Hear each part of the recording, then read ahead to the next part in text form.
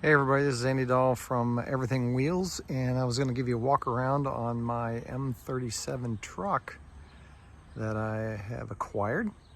If you know my channel, subscribe. I have a Kenworth, a T600 Kenworth mobile home that I have, and I traded a 1968 GMC truck for it. And then I went back to the guy and asked him if he had done anything with the truck, and he said no, so I bought the GMC truck back. And then I put it up on for sale, and a guy here in Columbus, Ohio got a hold of me and said, do you like to trade? And I said, sure, what do you want to trade it for? So I traded for $1, my GMC truck for this one. This is a Dodge Power Wagon, 1954, built in Detroit, Michigan, was in the Army, stateside for its whole career, then went to the Cambridge Fire Department. From the fire department, it went to the parks department, which you see on the side of the truck. Two other private owners had it before me, and then I bought it. So I'm the 6th owner and been learning a lot about this truck. It came without the top on it, and I put that on, and I can tell you that's a pain in the ass to put on because of the grooves that canopy has to slide into. It took forever. But it's not completely on, about 1.5 inches shy, but it's just too hard to pull across. But I was just gonna give you a little bit of walk around on this and kind of tell you a little bit about the truck. So if you've never had one before, maybe give you a little bit insight on how to operate it and that kind of stuff. So I say we just start out in the inside of the truck initially. So let's do this. So this truck was olive drab. It's a dark green olive drab, and it looks like the parts department or the fire department painted this this lime green. And there's really not a lot to the truck. The truck doesn't have a environmental system on it. No heater. It does have an air conditioner, but I'll have to explain the air conditioner to you because it's very complicated to work. These are really complicated air conditioning system. So let's take a look at the inside of the truck here. You'll notice that all the placards that are on this you can't hardly read, but you can read this part. This gives you the shifting pattern and the speeds. Don't trust the speeds because this thing doesn't like to go more than 40-45 miles an hour, and that's about it. It just the transfer cases and the transmission, it just really doesn't want to go much faster than that. So you got to make sure that you learn non-highway ways of getting around, like old school, and going 2-lane roads, because you can really piss some people off if you're on a road that's supposed to be 65 and you're doing 40. Not to mention that it might be just a little bit dangerous doing that. So this one here, this truck here, does not have blinkers on it. And the windows, which I talked about the air conditioner, that's part of your air conditioning system. You can push these windows out on both sides. They can go actually directly out. And then on the front up there is the other part of the air conditioning system, which is I guess you call it a manual system. So there's a lever on the inside, and that opens or closes that part to get air to your feet. Another unique part about this is that without the canopy, if you didn't have the canopy on the top up here, you could unlatch these, and this whole window frame would lay down across the front of the truck, and you pretty much have just have a convertible, which is pretty easy. So the controls on the inside, one of the unique parts about it, which is kind of cool, is these things didn't have keys and ignitions to start them up. So you can see this pedal up here. That's a push pedal that goes directly to the starter. So you push on that with your toes. So your heel of your foot goes on the bottom of the throttle, and then your toes go on the top. When you push that in, that engages the starter, and then you push the heel to get the gas to go. And that's how you start this up. It's kind of unique. A lot of the older vehicles had that. So you also have your typical clutch, brake, and throttle, and then that there is high and low beam, which it all actually works. There's a winch on the front of these, which was an option, and that engages the PTO. You have to have the truck running in neutral, and then you engage this with the clutch. You have the clutch, push the clutch in, and then you can, if you push this lever forward, this big one here, that will winch in. So if you want it to go whatever way I guess the way you want the truck to go is where you push it. So if you want to go forward with the truck, you push that forward and it winds the winch in, which pulls you forward. Going towards the rear lets the cable out.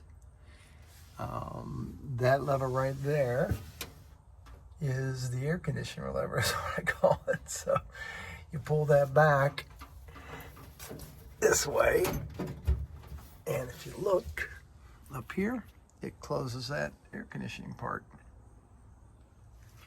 Yeah, I'm calling it air conditioner. These levers over here are high and low range. The one in the back here, it operates the front axle, puts it in gear, or takes it out of gear. So they're both forward traveling and high range. That's the high and low. That one right over there is a high and low range for the transmission, and then this bigger one is the emergency brake. So when you're going down the highway, all these need to be forward. For some reason, mine has a tendency to crawl back a little bit, but that's the position it should be in high range. And I'm telling you, this thing only goes 45 miles an hour. It says you can go 55, but it just won't do that. So that's the gearing on it. And again, if you want to be in low, you'd pull both of these back. That'll engage the front differential, and then that one will put you in the low range. And then you're going really slow, because those are the speeds in high and low range. So not very fast. There's a throttle lock here. That's a throttle lock.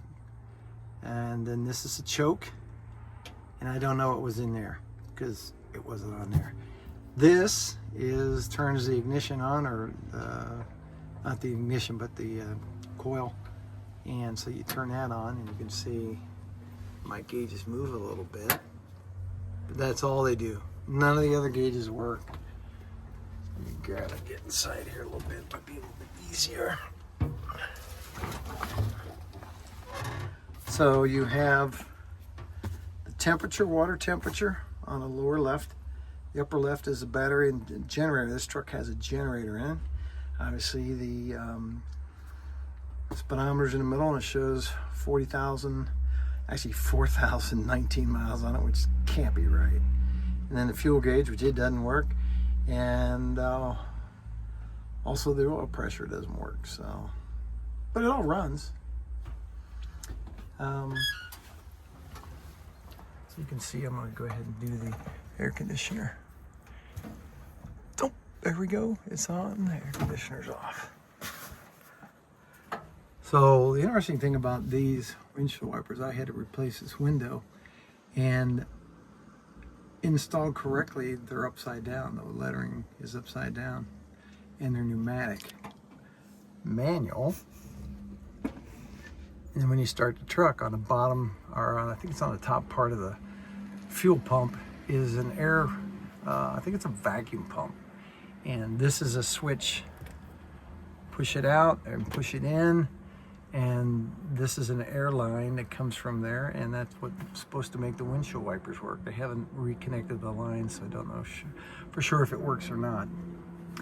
The canopy, like I said before, was just a pain in the butt to get that on, because I had to slide into that groove on the top, and you can see it's on the far side over here. It's crinkled up a little bit. I just need to pull it over a little bit more, but it was such a pain even to pull it over. And then these straps here are on, and they hold, I guess if you get too much weight on the canopy, it'll hold it from doing anything wrong. The back part of this can completely open up. You unzip these, And then you can roll that up, and the whole back end of this is open. Love the smell of this stuff. We had 2 Army Deuce and a halves growing up, and I just still remember the smell. The seat here is high dollar duct tape, camouflage in case you have a worn out seat cover, which works. And then also you have a worn out seat cover here. And no seat belts, and these basically you lift them out and back and they come out. They're just on a couple of hooks and they stay in there. The underneath the seat over here is the 24, there's 2 batteries, a 24 volt system. So that's underneath there. And underneath this seat is the small storage compartment, which is kind of nice. Pretty heavy seat. And that's the inside of the truck. There's nothing really to it. It's just very basic. So the only shocks you have, the big shocks on the truck, but is the springs in the seats. You hit some nice bumps. You'll see me driving it, and we're going over speed bumps in the neighborhood, and that's why I'm bouncing all over the place, because that seat, the springs, and the suspension's not made to be like a regular car going down the road. So the front of the truck and everything else comes apart. So there's lots of these 3/4 inch long, 3/8 24 pitch bolts, and everything bolts together, comes apart. If you want to get different parts of the back of the truck, like these side pieces, the front piece, and the floorboard, and also the wheel wells, you can buy them all separately. I have started the process of installing the seats, because this is a troop. You put a little bit of a troop carrier, put 6 troops in it, and it was also made for cargo. So this piece right here, it folds down, and then what you do is of course the other one folds down over there, and then you just put boards across there. So, and that's the seats. And it's kind of interesting how they work. Everything's pretty simple. I had to figure it out myself, but that's what it slides up and down on. And then there's a couple that go in the middle, and I'll probably do a different video once I get it all assembled, because I had no idea how it goes. Still don't know exactly how it all goes together, but I'll figure it out, and we'll do a different video. I didn't tie down the canopy very well. I mean, I just looked at a picture and I thought that was close. You can tell the corners over there don't come down, so I think I need to readjust those a little bit. In the front there is where the spare tire goes. So I have the mounts for that. They're out getting powder coated now, and I'll get those all installed. And once I take these nice new tires that I have on the truck, which I can show you. When I first got the truck, I thought the best way to figure the truck out was go on a drive. So my nephew was in a race in Southern Ohio. It's like not a crash mop derby, but it was just a weird jumping at a county fair. It's a lot of fun to watch. I think he ended that race when they took a forklift and picked his vehicle up, because the grounding strap came off and it didn't run anymore after he got hit a couple times. So I went down there. It's a 1.5 hour drive in a normal vehicle. It took me 3 hours to get down there. 3 hours down, 3 hours back, and I figured if it breaks down, it breaks down. I'll figure out if it's going to run or not. Sure enough, I've had this for I think 3 months now, and I drive a lot, and there's hardly been any mechanical issues other than the fuel pump was leaking fuel, and then it was also leaking oil. So I replaced that, put a new gasket behind it, and it's kind of stopped those leaks. The M-37 manual says that you can have, I think it said 3 drips of oil per 15 minutes, and that's okay. So it was designed to leak, I guess, but I just have a little bit of a leak in this one, but other than that, everything else is pretty good. The unique thing about these tires that I went on that ride with, if you look at it, it's upside down, but it's February of '69 on these tires, and on the front they're 67. So they say in the manual these tires are good for 10 years. So do the math. It's 2025, and those are 1968 or 69. So I think they've overworn their use. But hey, they're 8-ply. They're not too much dry rotting, but yeah, we'll see. We'll see how that goes. I'll probably get new ones, put them on there. This little part here on the side is kind of unique, and it's a storage, and it goes all, I don't know if you can see it, but it goes all the way to the other side in there, and you can put other kind of storage in there. I don't know what they put in here, but maybe a jack or something like that.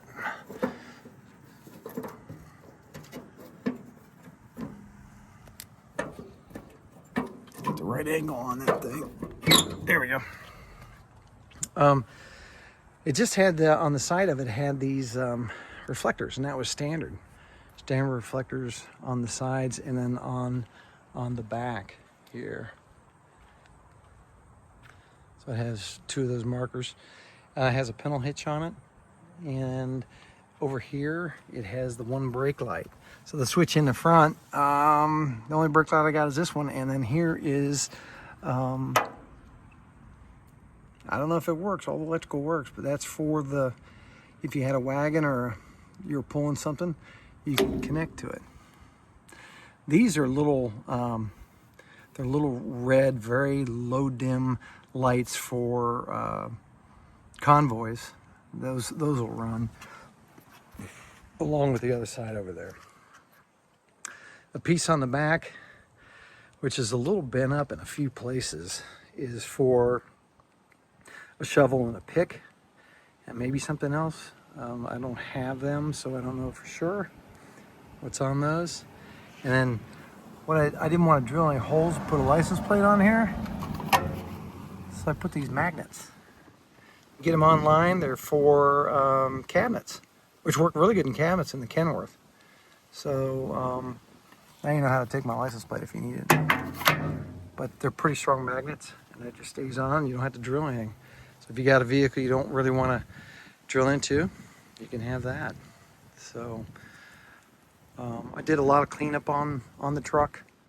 It had a lot of oil and stuff like that. The exhaust, I don't know if it leaks, but it's just, you get into the truck and you drive it, and it kind of smells a little bit. So one of the things that I had to figure out was what is the model number or the serial number on the truck. And these trucks typically have a placard on them, which is right here, and gives you the serial number and stuff, the codes, truck, car, make, and over here, but they're kind of hard to read. So I looked online and found out that if you walk around this way,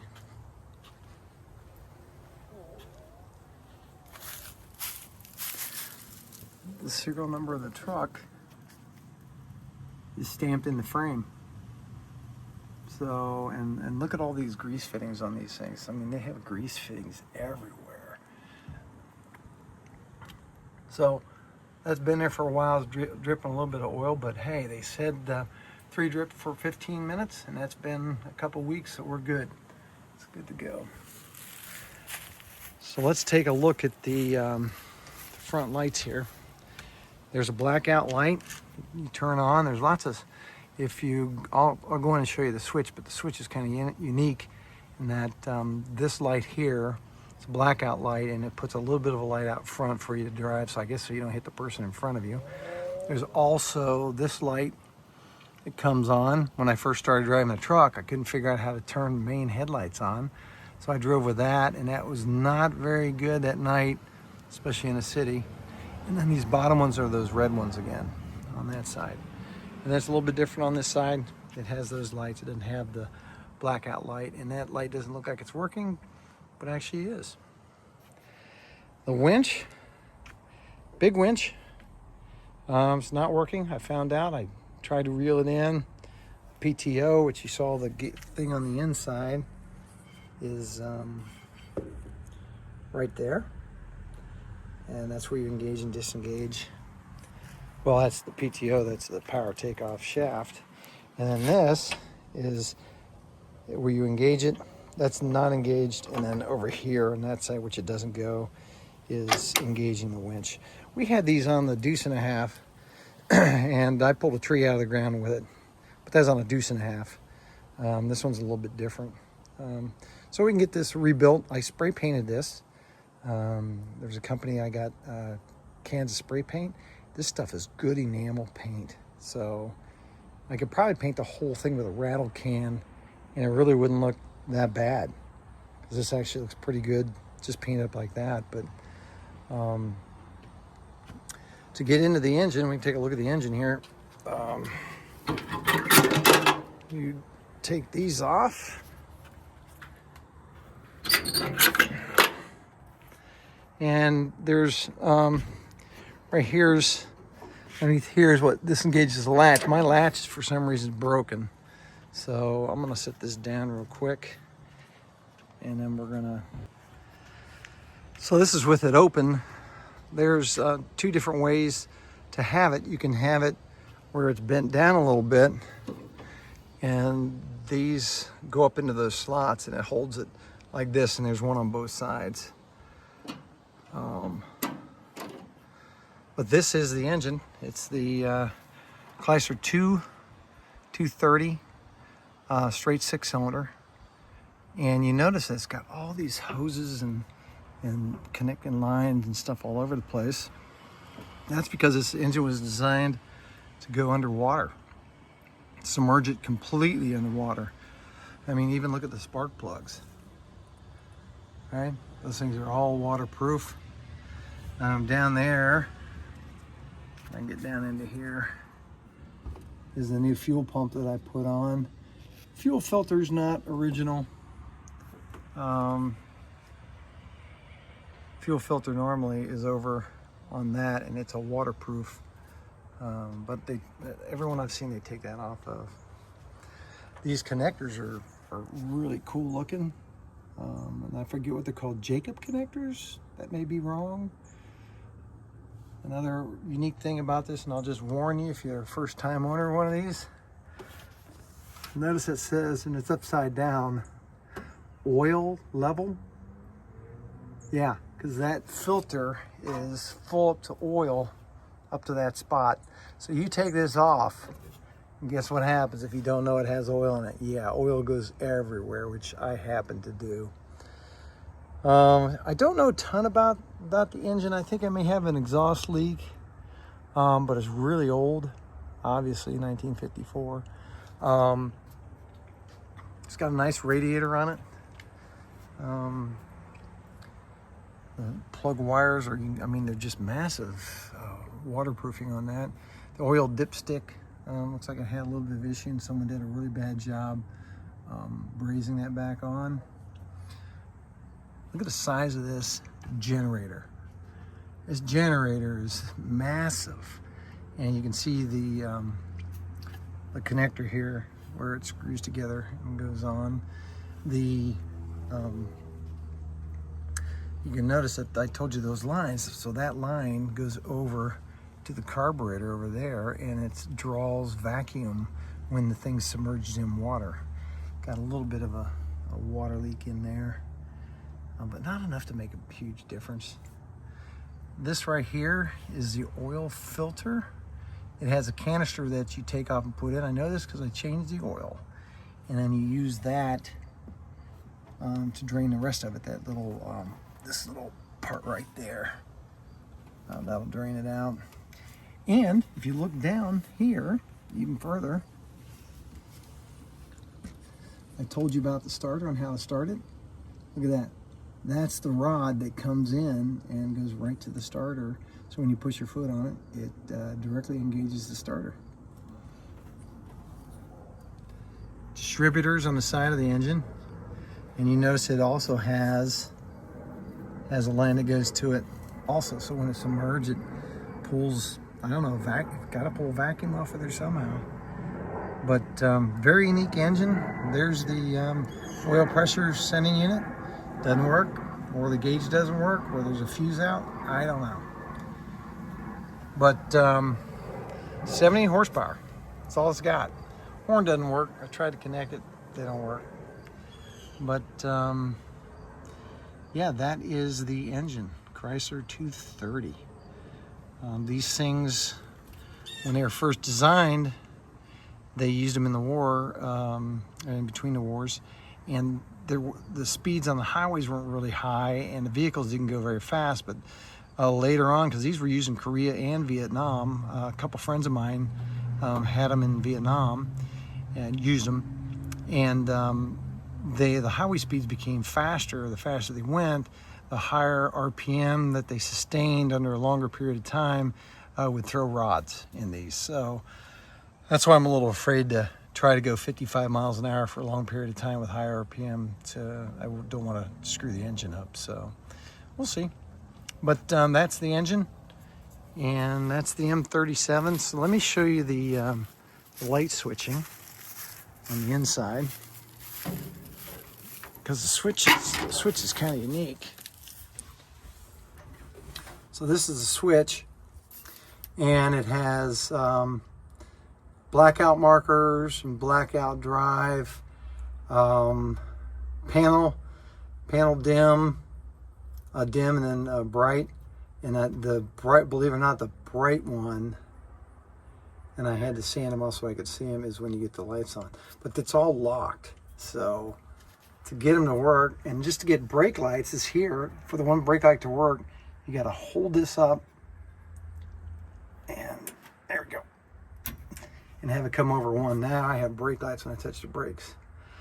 If I want to do the headlights, I go like that, and the headlights are on. If you want to do the different marker lights and that, you go on this side here. But they're all the same in all the different trucks. So I'll go ahead and turn it back off. No, I'll get it in a little bit. It's not going to hurt it. But that's how that switch works. So that's pretty much the M-37. I'll go for a little bit of a ride and kind of show you guys how to start it and how it drives, because the gearing's interesting in it. The first and second gear are not synchronized, so you have to be a complete stop. So I don't even use first gear. So I start out in second gear, 6 or 7 miles an hour, go to third, and then about 16 miles an hour to 20 miles an hour, go to fourth, and it's fourth gear from about 20 to 40 miles an hour. And that's it. So let's go for a little bit of a ride. Welcome to the M37. This is going to show you a little bit of how to drive this thing and how everything works. So first thing we do is we turn the ignition on down here, and I apologize for the angle because you can't put a suction cup on this here, and the roll cage is a little bit too small to put that on. So you're just going to have to do it from this angle. And then I'll probably just take the camera and mount it on the front, and we'll drive down the road a little bit and kind of mix that into the video. But so the first thing we do is turn the ignition on. Not the ignition, but just the power goes to the coil. And then I'm going to go ahead and unlock, push this up here, and then move it over one notch. It says stop light. That way I have a brake light that's in there. If you'll notice, if you can see, if you're a big person, it's going to be hard to drive, because look at where the clutch is, because the clutch on mine is right at the top. Look, my leg doesn't fit between the steering wheel and the door, and I have to have the window. I can't have it all the way down. If I have it all the way down, it hits my knee. So, and that's just because the clutch is all the way at the end on this one. So, and I'm not in the mood right now to to adjust the clutch any further. Typically when it's showing it's all the way out, then your clutch is about done, but this thing seems to do just fine that way. So ignition's on, we got the brake light on. I'm just going to pull it out of first gear, and I'm going to switch over the brake because we're on a slope. Now my foot's going up on the top to where the pedal is for the starter. So I'm going to push the starter button down, and with the heel, I'm going to give it gas. So here we go.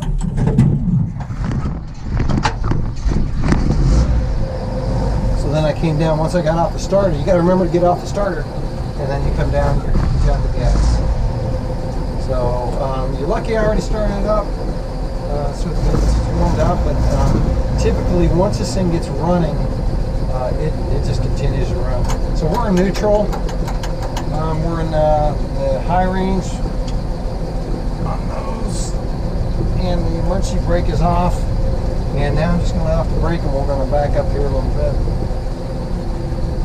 And you guys can't smell it, but I can already smell exhaust. So when you have this all the way open, it's a lot better. We're going to go down here. Backing up. Going to reverse. If you look down here, you can see the clutch is all the way at the end. Alright, so you can start it out in first gear. So I'm going to go first gear for you. That's first. And this is about as fast as it goes in first gear. That's it. And we're cruising. Now the problem is that first and second gear are not synchronized. So you actually have to come to a complete stop before you can put it in second gear. So you start out in second gear. That's what I do.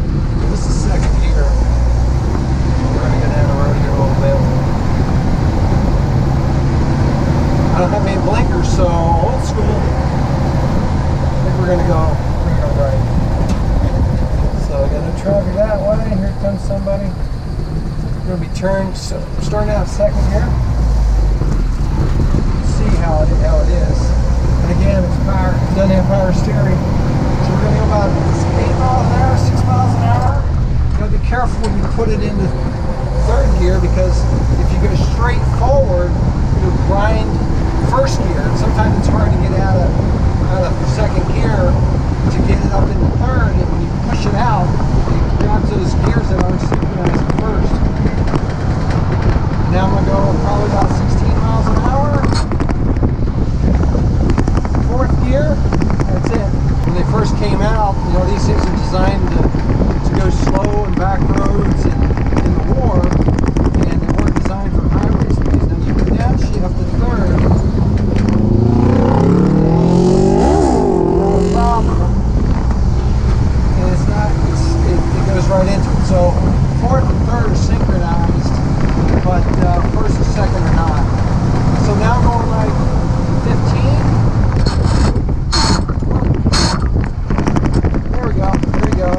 I guess that was second gear. Sorry about that. But that's what it sounds like if you don't get it right. Start out in second gear. I wonder if there's a bump that did it, but anyway, second gear, you can start out real slow. About 8 miles an hour. Shift into third gear.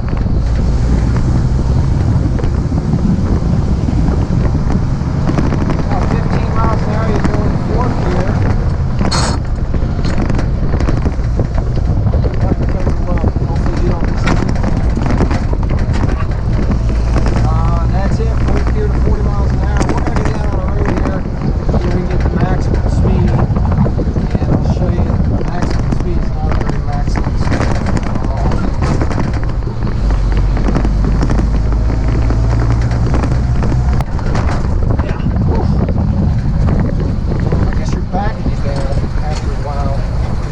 We got to pull it all the way down to the second gear, so we got to be stopped to do this.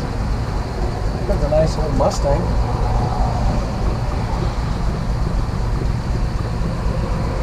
Now, the one thing about this is, traffic-wise, you piss people off. If there's a lot of traffic, you're only going 45 max here, but here we go.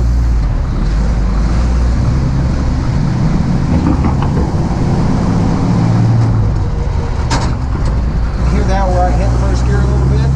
It's just hard to get it out of that gear. That's third gear. Fourth gear.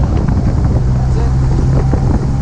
Bump it out of gear. And this is if the light changes, and you got to figure out if you got to come to a complete stop or put it in the third gear and go with it.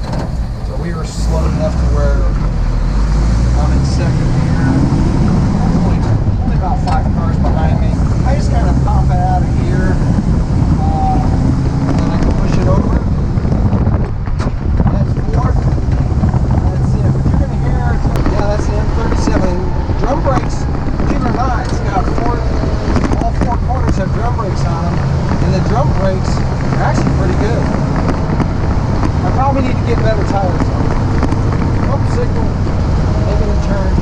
I don't know if people nowadays know what hand signals are for turning right or left.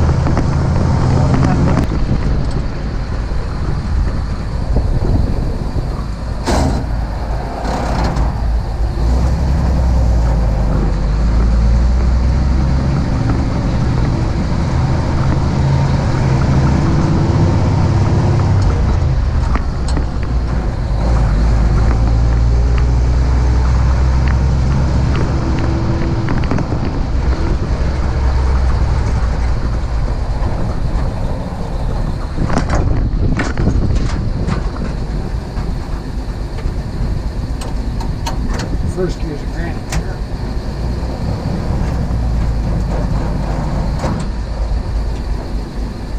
Yeah, and so now let's shut it off. Real simple. Just turn that knob. First gear, it's not going to roll anywhere, and then hit the unlock and the opposition, and we're good. Hey, thanks for riding with me in the M-37.